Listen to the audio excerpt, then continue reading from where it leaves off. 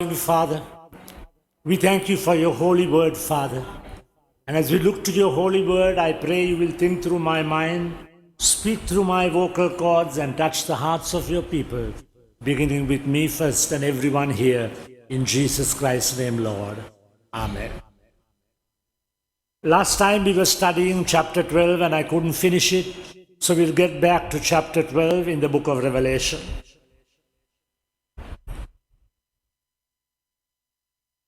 If you can understand chapter 12, then you can understand the whole book of Revelation. But if you misunderstanding chapter 12, then you misunderstanding all that the book of Revelation is talking about.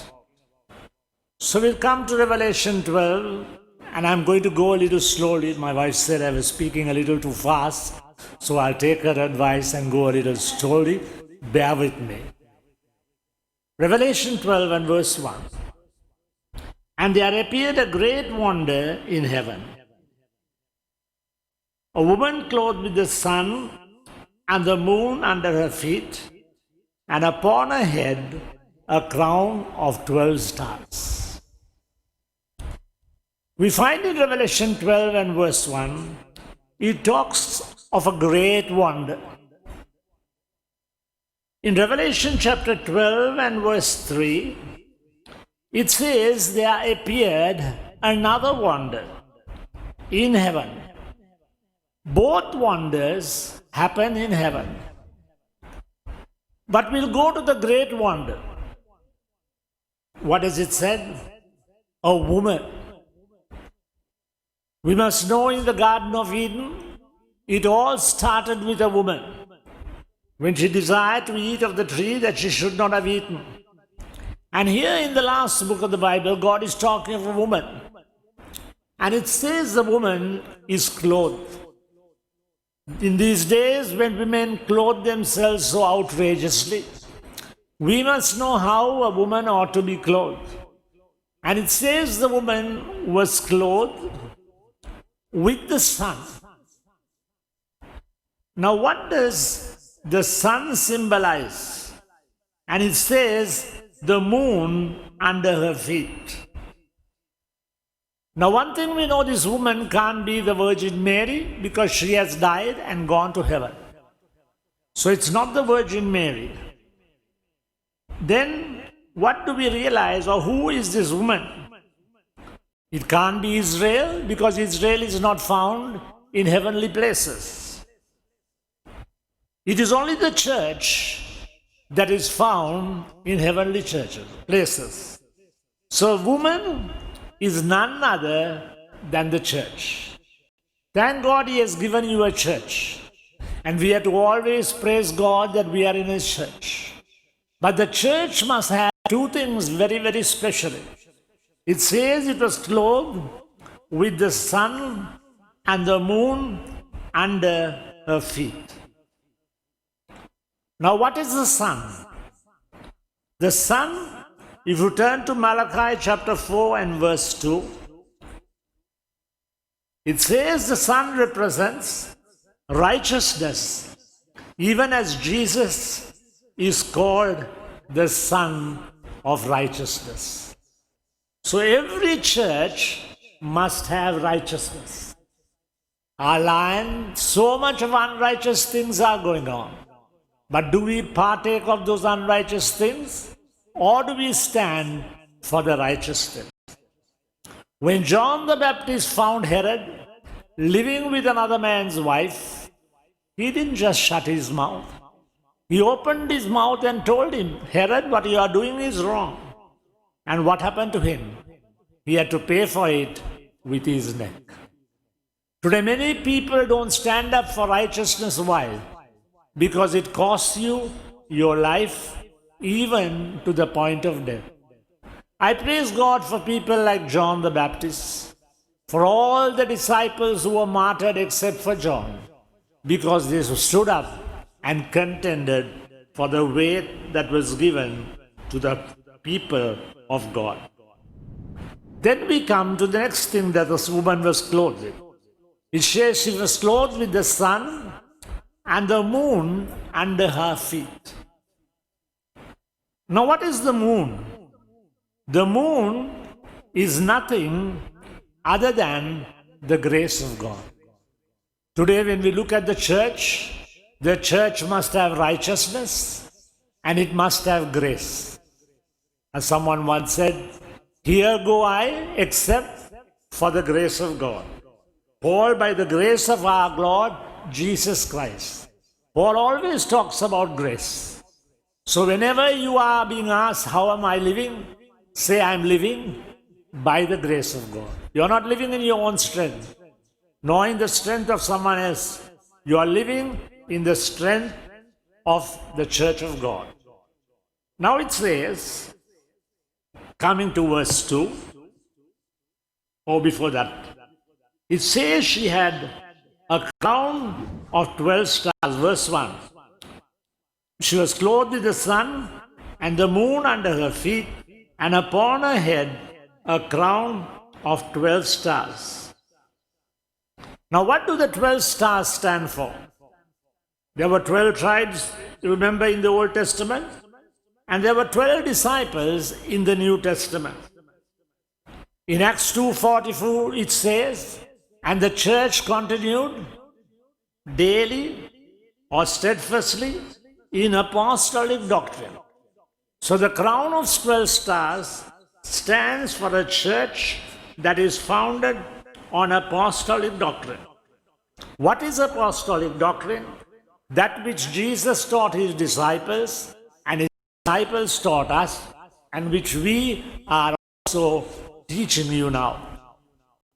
So thank God that you are in a church that has righteousness, that has grace, and that is founded on the apostolic doctrine. Now, if the devil hates anything, I want you to know it's not so much the church that he hates. I'll come to that in a little while. But remember, be thankful you are in a church, and that too in a church with righteousness and grace, founded on apostolic doctrine. And she, being with child, verse 2, cried, travailing in birth, and pain to be delivered. It is only those of you that are women that will know what it is to carry a child. Men, thank God, don't go through that privilege. And why is God telling us this? That today the church is travailing in birth, because the church is travailing to bring forth what? Man-child. Now, who is the man-child? The man-child are those people in the church whom Paul, as he says so beautifully, are ardently, expectantly awaiting the soon return of Jesus. He used one word, it is the word apekdekomai. Now we come to verse number 3. And there appeared another wonder in heaven. This was not a great wonder, it was another wonder. And what does it say? Behold, there was a great red dragon. Now, most people stop reading the book of Revelation because they can't understand the symbols. But if you look at the symbols explain themselves. Now, who is the great red dragon? Come to verse 9. And the great dragon was cast out, that old serpent called the devil and Satan, which deceiveth the whole world. He was cast into the earth, and his angels with him. So who is the dragon? He is none other than that old serpent that was in the Garden of Eden. And what is he trying to do? It says, carefully look at it, verse 4, and his tail drew the third part of the stars of heaven. Now, what is the tail? A tail is the important part of a dragon, like in a snake. If you cut the snake on its head, its tail still goes wagging. And the Bible says his tail drew the third part of the stars of heaven and did cast them to the earth. So the tail if you go to Isaiah 9:15, the prophet that teaches lies, he is the tail. Who is the tail? The prophet. In these last days, many prophets are gone out into the world. So we have got to be careful not to be deceived by these prophets. How will you not be deceived? By taking heed to the word of God. The people of Berea were more noble than the people of Thessalonica in that they received the word with all readiness of mind and searched the scriptures to see whether those things were so. So the devil did his tail did cast down. The stars of heaven. Who are the stars of heaven? The consecrated servants of God. Always honor the servants of God that God has given to you. Like you heard this morning, Aaron was anointed. But it took how many days? 7 days. Why didn't Jesus appear to the disciples?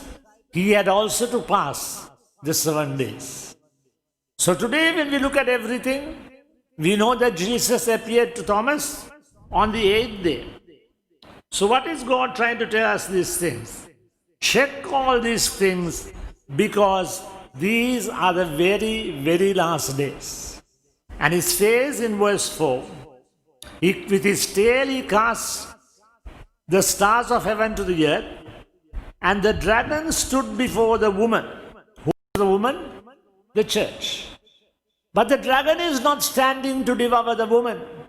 He is not interested in the woman. To put it in another way, he is not interested in the church. Amen? Thank you for your feeble amens. I want to know we are playing church. I've also played church for a long time. But the devil is not interested in the church. Whom is he interested in? He is interested in that man-child that is inside the woman. Was ready to be devoured, for to devour her child as soon as it was born. Now why is this man-child important? Because this man-child is going to rule the earth for 1,000 years, verse 5. And she brought forth a man-child who was to rule all nations with a rod of iron, and her child was caught up unto God and to his throne. Praise God, the devil could not get the man-child. What happened to the man-child? God saw that the man-child was caught up unto God and to his throne. Today, learn not to be so concerned that you are in a church, but learn to be happy that you are in a man-child that is in the church. I'm not saying we are the only church that has the man-child. There are many churches that are preparing the man-child. People who are getting ready ardently, expectantly for the coming of the Lord. And now verse 6 says, and the woman fled into the wilderness, where she had a place prepared of God, that they should feed her there 1,260 days. Now why are these details given? To show you that God, who created the whole world, knows what is going to happen in the last days. Now the woman who fled is fleeing. Why? Because she is being pursued. The Bible won't say the woman fled unless someone was pursuing.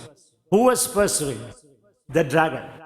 The dragon missed the man-child, so now he goes after whom?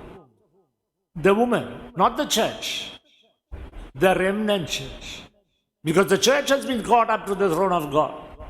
And he pursues the woman who fled into the wilderness. Praise God. Praise God for the remnant church. Why does she flee into the wilderness? We learned earlier in the walk of the children of Israel. For it is only in the wilderness that God will comfortably speak to us. And it says she was fled into the wilderness, where she hath a place prepared by God. What a loving God. Even though they fail to get caught up in the rapture, God has a place prepared for them. And he feeds her there for 1,260 and 60 days. That is a period of 3.5 years. You will say God has got his mathematics wrong? No. 1260 days calculated on the Jewish calendar of 360 days, making 1 year. Now, one thing we must know, the moment the man-child was caught up, or shall we put it in the language we have taught you, the rapture has taken. What happens? Three things happen. Verse 7, there was war in heaven. Praise God. After many years after the first fall, there is war in heaven. Michael and his angels fought against the dragon, and the dragon fought and his angels. There is a big fight. War in heaven. Michael and his angels fought against the dragon. Verse 8, and they prevailed not, neither was their place found any more in heaven.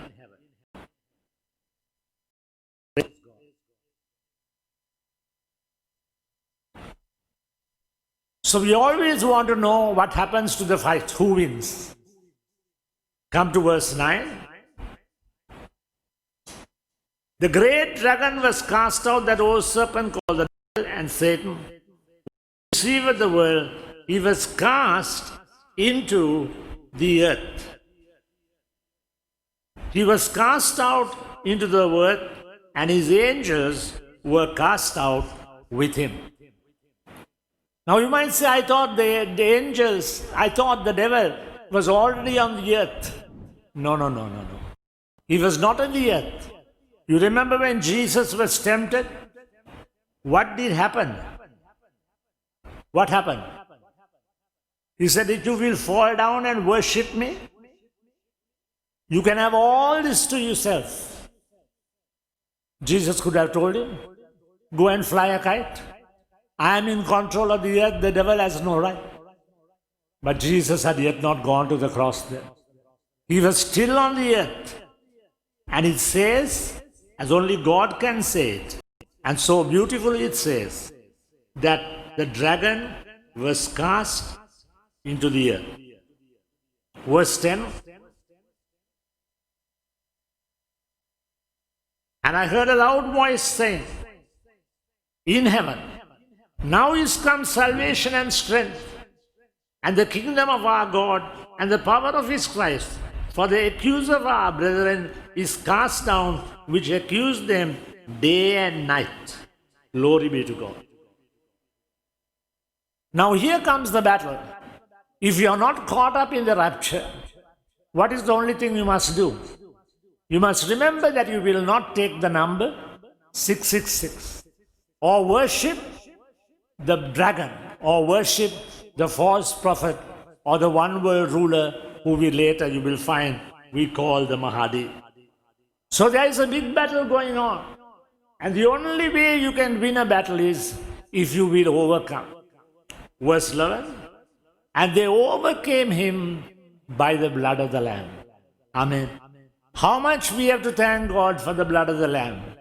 Because it is the blood of the Lamb that protects us, as it protected the children of Israel in Egypt and continues to protect us even today. And it says they overcame him by the blood of the Lamb, and they loved not their lives unto death. I like that. They loved not their lives unto death. So now what happens? Thirdly, heaven is rejoicing. Why is heaven rejoicing? Because the devil is cast down to the earth. All these days the devil was in heaven, accusing us before his throne, telling us sister so-and-so did this, brother so-and-so did this, and we are pale before God with all these accusations. They are rejoicing, verse 13. Woe to the inhabitants of the earth and of the sea, for the devil is come down unto you, having great wrath, because he knoweth he hath a short time. Where is the devil now? Only now he has come down to the earth. That is is why he is working so tremendously, knowing that he is having a little time upon the earth. Today, great precautions are taken to see that we don't have another Easter bomb blast. You saw 2 police constables walking up and down. They are also planted by the police from the protection of the government to see that nothing again happens in the church. They don't want another situation like what happened once upon a time. Now verse 13. The devil has a short time and he is working very feverishly. What's the problem with us? We are not working as hard as the devil is working. The devil is working so hard that he doesn't have time to sleep. He's catching all of you, including myself, sleeping, lazy, and everything. And he's saying hallelujah because the church is fast asleep. You remember that song we sing? When the trumpet of the Lord shall sound and time shall be no more. What will happen? The rapture will caught up. But many won't be caught up. Why? Because we'll be asleep or we'll be doing everything other than what we ought to be doing. I want to thank and praise God that our God is a great God. He is able to look after the persecuted movement, which is a remnant church, which brought forth the man-child. You see, our God gives you another chance. Though you couldn't go in the rapture, He says now you will be in the remnant church. Verse 14. And the woman were given 2 wings of a great eagle, that she might fly into the wilderness, where she is nourished for a times and time and half a time from the face of the serpent. For the second time, God is saying, this remnant church will be nourished for time and times and half a time. That is again a time, and a time and a half is 3.5 years. Now what does the devil do? He does another trick. It says the serpent cast out of his mouth water as a flood after the woman, that he might cause her to be carried away of the flood. This time the serpent opens his mouth and brings water as a flood, hoping the flood will take away the woman. But praise God for God. It says, and the earth opened her mouth and swallowed up the flood which the dragon brought out of his mouth. Isn't our God great? The dragon tries to destroy us. God finds a better way. The earth opens and it swallowed up the eagle. Now the dragon is furious. Verse 17. And the dragon was wroth with the woman and went to make war with the remnant of her seed. Who is the church remaining? The remnant church. Now God is not interested in the remnant church, because some in the remnant church will worship the devil. Will say praise God to the worship the false prophet. He is only interested with the remnant of the remnant which keep the commandments of God and have the testimony of Jesus Christ. Who are the remnant in the remnant church that will keep the commandments of God? They will not take the number 666 nor worship the image. Glory be to God. Easy for me to preach it here, but not so easy when the time comes and the devil comes and you say there's no milk in the house, there's no food in the house, there's no rice in the house, there's no marble to make tosa marble, and all the things you will say. And you will say, even if I take, God will understand. God doesn't understand. He has said it very clearly, that to them that take the mark of the beast, they will drink of the wrath of God, which is poured without mixture into the cup of His great wrath. I want to praise and thank God that God moves so beautiful from chapter 12 to chapter 13. And in chapter 13 it says, I stood upon the sand of the sea and saw a beast rise up out of the sea. Amen. Now who is this beast? Who is this beast that rises up out of the sea? There are two beasts in chapter 13. One is in verse 1 and one is in verse 11. And I beheld another beast coming up out of the earth, and he had two horns like a lamb, and he spake as a dragon. If we understand the second beast, we'll easily understand the first. I beheld another beast, verse 11, coming up out of the earth, and he had two horns like a lamb, and he spake as a dragon. If he had two horns like a lamb, he should speak like a lamb, isn't he? But what is it saying here? He spake like a dragon. He spake like a dragon. He is none other than the false prophet. Who is the false prophet? The advertising manager for the one world ruler. Many people call the one world ruler the Antichrist. We'll not call him the Antichrist because he is not mentioned by that name except by John once. He is the Mahdi. He is the Muslim one world ruler who has come into the world and who is going conquering and conquering and conquering. And this one world ruler in verse 1 of chapter 13, he has 10 horns, and upon his horns 10 crowns, upon his names the names of blasphemy. This one world ruler called the Mahdi is very powerful, more powerful than Adolf Hitler, Napoleon Bonaparte, or even Alexander the Great. And it says, and the beast which I saw was like unto a leopard. He was springing and jumping from nation to nation, and his feet were as the feet of a bear. Have you seen a bear? It's very sloppy, but it goes very far. Like Medo-Persia went further than the Babylonian Empire. And his mouth as the mouth of a lion.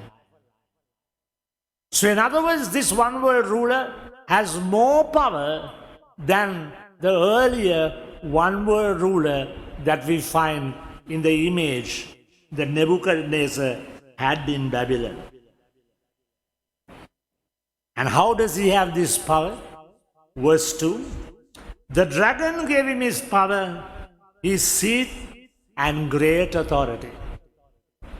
I don't know whether you read the story of Mephistopheles. He asked the devil to give him power. Here is the devil without being asked. The dragon is giving the one world ruler. What is he giving him? He is giving him power. Everybody wants power. Look at the news today. Premadasa wants power. Rajapaksas want power. Every other Balavegi also wants power. Power, power, power, power. And also with power, what does come? He gives him his seat. They want another government, that this government might change. But it doesn't look like with Gotha in power, the seat will change.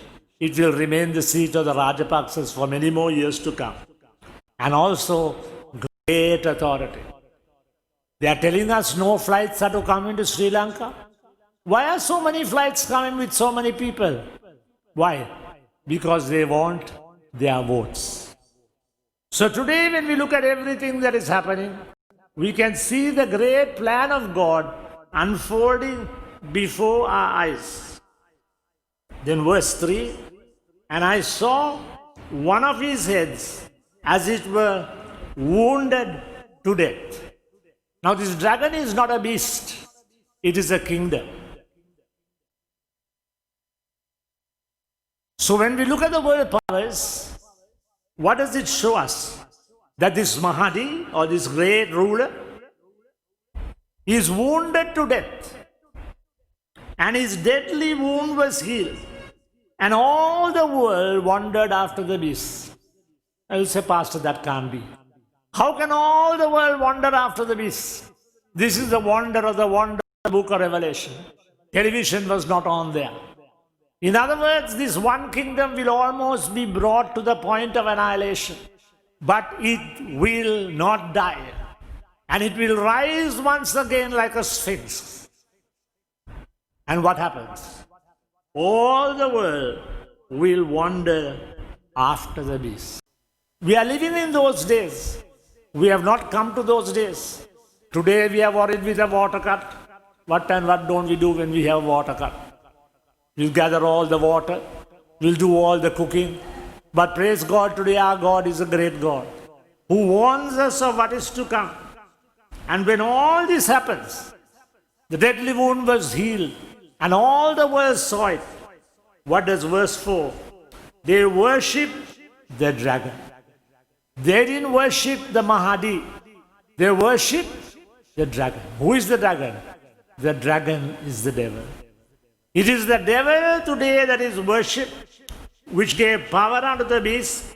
And they worship the beast, saying, who is like unto the beast? Who is able to make war with him? They say today, who is able to make war with the Mahadi? Because why? The dragon has given him his seat, his authority, and great power. Verse 5. And there was given unto him a mouth speaking great things, and blasphemies, and power was given unto him to continue 42 months. See the beautiful pattern in the Word of God. Earlier it says 1263 days. Here it says 42 months. How much is 42 months? 3.5 years. This power of great attack and onslaught upon the church will go on for 3.5 years. And he opened his mouth, verse 6, in blasphemy against God, to blaspheme his name and his tabernacle and them that dwell therein. First of all, they want to blaspheme the name of God. You remember when Elijah was caught up? What did they say? That can't be. He couldn't have caught up. He must have gone somewhere else. And they begin to blaspheme the name of God and his tabernacle and them that dwell in heaven. They will start blaspheming you. Your church is preaching this. Why didn't it get caught up? Why was it not taken up? Not because of anything but our own fault. And it was given unto him to make war with the saints and to overcome them. And power was given unto him over all kindreds and all nations and tongues. So great power is given to do a great assault on the church. And this assault is still going on. Verse 8, and all that dwell upon the earth shall worship him, whose name is not written in the book of life of the Lamb slain from the foundation of the world. Many people are going to worship. So be careful that you also don't fall a prey and worship this world prophet. This is not world prophet, this one world ruler called the Mahadi. He that hath a ear, let him hear. So we must know today, we must take heed to what God is saying. If you have a ear, let us hear. You have got 2 ears and 1 mouth. Which is more important, the mouth or the ear? Both are important. Because you have to hear with the ear, and with the mouth you have to confess the name of the Lord. So the mouth and the ear are both important. We have to with our mouth confirm and tell the devil, get out, you are not having any part of me. Though you may have taken part of the church, I am not coming. Verse 10. He that leadeth into captivity shall go into captivity. He that killeth with the sword must be killed with the sword. But this morning, let's take note of what God has said. And take note that we will be where? We will be in the mansion. We will be ardently, longingly, expectantly waiting for the coming of the Lord. So shall we pause for a minute, give ourselves a little time to take what we have heard this morning and consider the implications of all that God has said this.